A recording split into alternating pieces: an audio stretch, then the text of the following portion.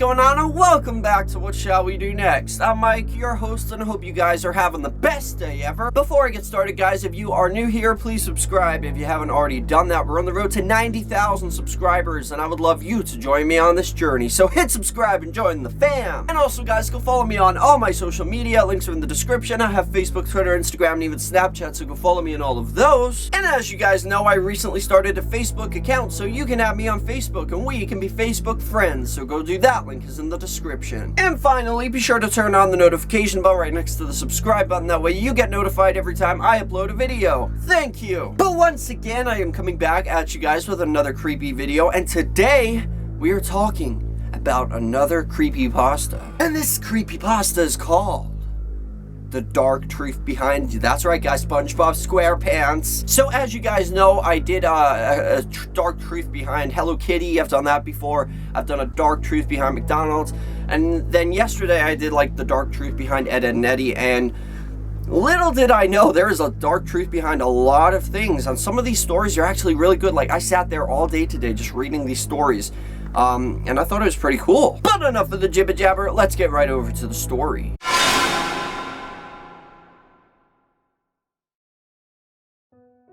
The Dark Truth Behind Spongebob Squarepants. I bet you've heard about the TV show, Spongebob Squarepants. You know, the show about a talking sponge, SpongeBob, who goes on adventures with his dumb starfish friend named Patrick, and the always unlucky Squidward. There's Mr. Krabs, the money grabber, and the scientist and karate master, squirrel named Sandy. Everybody knows about the show and how popular it is, but they don't know the truth behind it. SpongeBob and his friends are actually the ghosts of humans that forcefully had to take over the bodies of sea creatures to survive. All of them had visions of the buildings and structures from their previous lives. I will now explain the backstory of the 5 main characters I talked about earlier. SpongeBob was originally a kid named Bob. Bob was a nice kid, always helping others, and always trying to stay out of trouble. But often he did get in trouble, taking the rap for what other kids did, and often accidentally tripping someone when trying to help them. One day in 1920, while riding his bike, he accidentally went down a steep hill and fell off, putting him in a coma. After 2 weeks, he eventually died and had a proper funeral. In his sea creature counterpart, he still is very nice and still gets in trouble. Patrick, in his past life, was named John. John was a couple of years younger than Bob, and they were actually very close friends. They lived in the same neighborhood and often played together. In 1918, he was hit in the head very hard, giving him brain damage and an occasional inability to think. Then, for his last 5 years, he was always getting into extreme trouble, often hurting other people, and was friendless to everyone except for Bob. Then in 1923, he was having a moment of stupidity and climbed onto the roof. He tripped and fell off the roof, cracking his head and eventually killing him. In his sea creature counterpart, he still acts dumb and is only friends with SpongeBob. Squidward's human name was Dan. Dan was the sore thumb, never playing with the other kids. He was always lonely, with no friends except for his clarinet and his teddy bear, Zippy. Dan had a severe heart condition that would eventually lead him to his end. His heart was so weak that if something surprising happened, if he got startled, he could have a heart attack. One night in 1930, he had a dream where Zippy was murdering him. This scared him so much that he woke up with a severe heart attack, which killed him. In his sea creature counterpart, he still gets scared often, and his only friend is his clarinet. Jim was the name of Mr. Krabs' human counterpart. Jim was from a wealthy family. Despite his family fortune, he was a money grabber and a pickpocket, often taking people's money and running off with it. He was always behind the rest of the family, having a mild mental condition.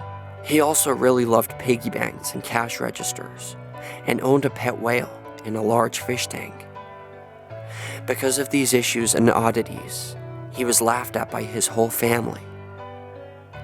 His family had a big vault where they stashed all the money, and one day in 1953, when Jim was inside it, jumping for joy because of his family gaining $1 billion, 3 huge bags of money toppled from a high shelf in the vault and crushed him to death.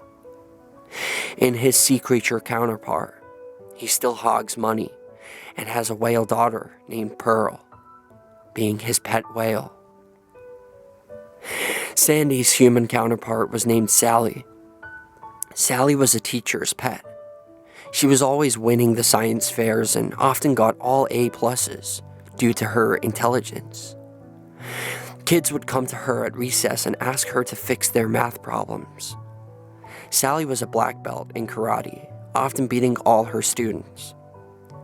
She would also make many custom fireworks at the country club, which gained her major popularity. Sally was on top of the world in karate one day in 1969. Sally was a fighting master.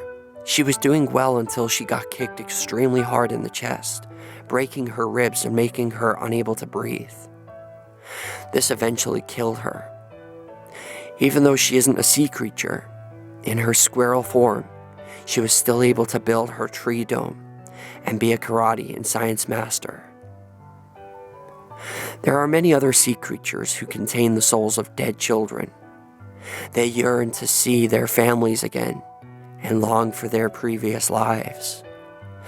Maybe one day when their fish forms die, these mournful souls will take over the new baby of their previous mother.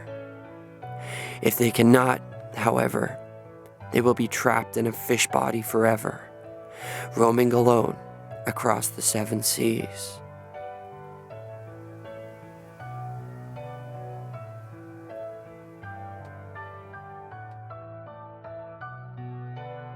And that is the end of that. So I hope you guys enjoyed this story. As always, I thought it was okay. I mean, to be honest, it was definitely not as good as the Ed, Edd and Eddy story. Like, that one was, like, legit. Like, I felt sad reading that story.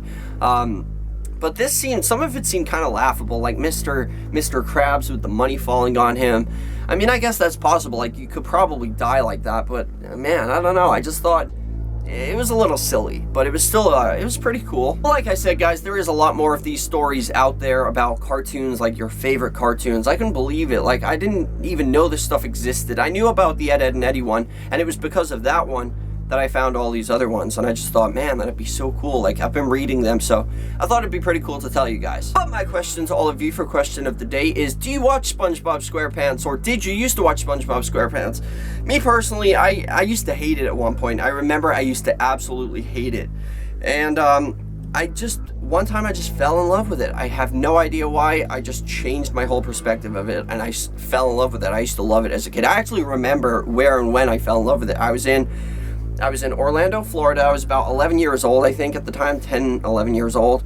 And I remember just drawing a picture of SpongeBob, and then I drew Patrick.